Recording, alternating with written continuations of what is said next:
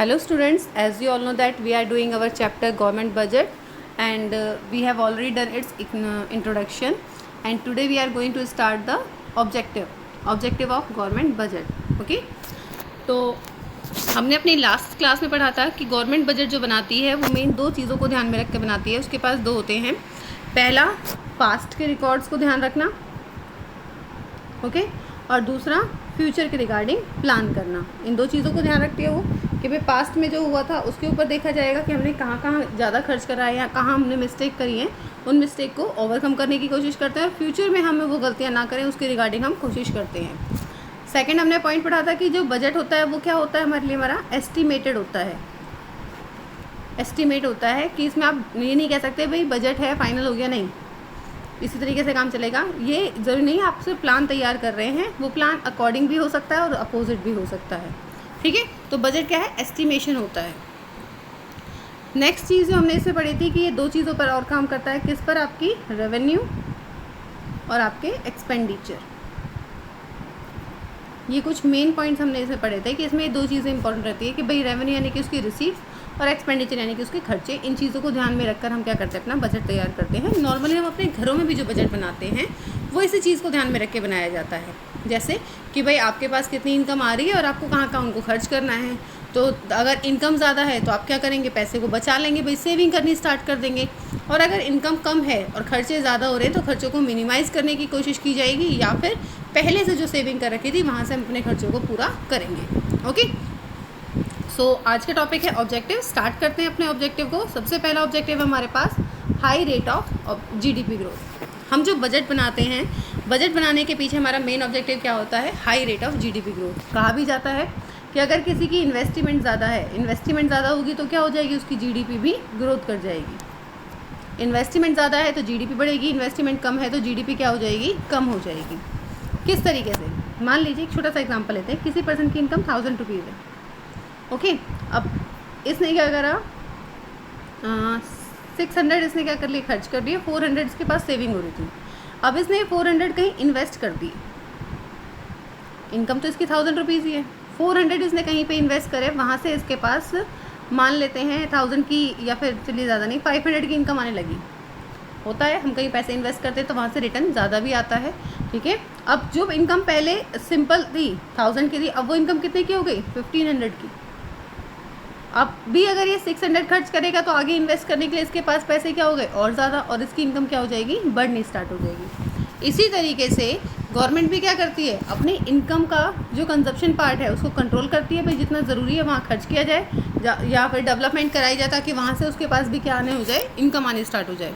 अब गवर्नमेंट कैसे करती है, गवर्नमेंट इस इंफ्रास्ट्रक्चर को कैसे करती है, कंस्ट्रक्शन करा के, इंफ्रास्ट्रक्चर तैयार करा के. जैसे कि मान लीजिए भाई ये कहा जाए कि रोड बनवा दिया कहीं, ओके, कहीं रोड की कंस्ट्रक्शन करा दी है.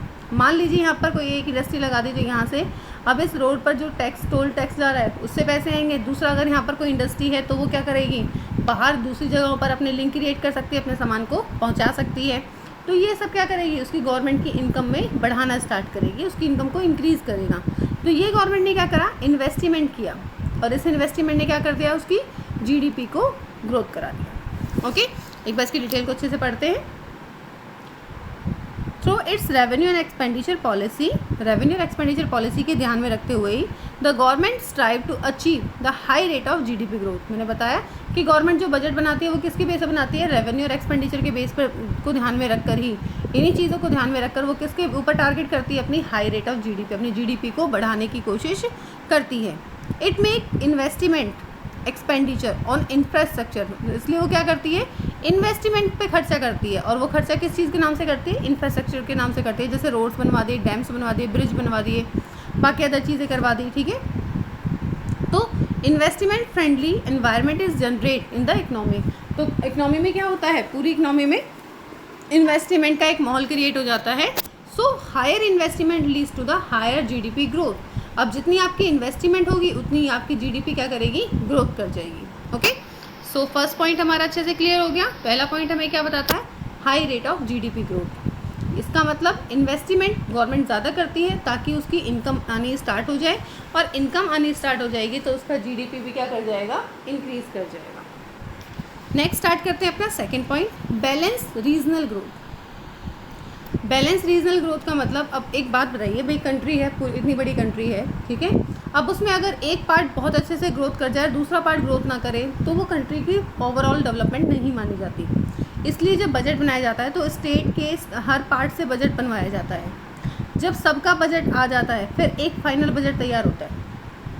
इस फाइनल क्यों तैयार है? अब गवर्नमेंट की नज़रों में सबके बजट हैं, सबको पता है कि हर भाई स्टेट को इतने की ज़रूरत है, इसमें यहाँ पर ये एरिया ऐसा है, यहाँ पर ये एरिया ऐसा है, इस तरीके से यहाँ पे मुझे डेवलपमेंट करानी है। ओके, अब इस हिसाब से गवर्नमेंट क्या करेगी, प्लान तैयार करती है। तो जैसे मान लीजिए अब ये है कि भाई किसी रूरल एरिया को या किसी बैकवर्ड एरिया को उन्हें डेवलपमेंट कराना था, तो उन्होंने एक अप्लाई कर दिया किस पे, सेज पर, स्पेशल इकोनॉमिक जोन। जब उन्हें कहीं स्पेशल कराना होता है तो वहाँ पर वो स्पेशल इकोनॉमिक जोन कर देते हैं कि भाई इस फील्ड के लिए इतना बजट हम आपको दे रहे हैं, आप इसको इतने में डेवलपमेंट करा दीजिए। Okay, so balance regional growth, इससे क्या होता है कि हर जगह ग्रोथ बराबर होती है, कहीं ज़्यादा और कहीं कम नहीं होती। While allocation fund for infrastructure development focus is the place on the development of backward region in the country. जब हम बजट बनाते हैं तो स्पेशल ध्यान रखा जाता है, जब भी कभी आप इंफ्रास्ट्रक्चर तैयार करेंगे तो ये चीज़ ध्यान रखी जाती है कि आप अगर इंफ्रास्ट्रक्चर डेवलपमेंट तैयार कर रहे हैं तो हर एरिया, बैकवर्ड एरिया भी उसमें इंक्लूड होना चाहिए। और उसके लिए क्या करते हैं, इंडिया में establishment of a says, India में उसको हमने किससे कर रखा है, सेज से इंक्लूड कर रखा है।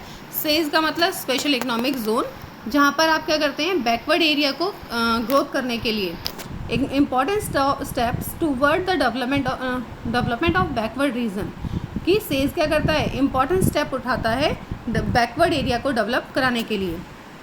Tax laws are relative more liberal in SEZ compare to the other parts of the domestic economy, और उनके लिए टैक्स भी क्या हो जाता है, थोड़ा सा कम कर दिया जाता है। Liberal tax law along the infrastructure development make the sage an attractive destination for the investment. और जब टैक्स में थोड़ी रियायत मिलती है तो इंफ्रास्ट्रक्चर करना या काम करना उसके लिए थोड़ा सा अच्छा हो जाता है, थोड़ा सा लीनियंट हो जाता है। क्लियर हुआ? सो 2 पॉइंट्स हमारे क्लियर हो गए। पहला है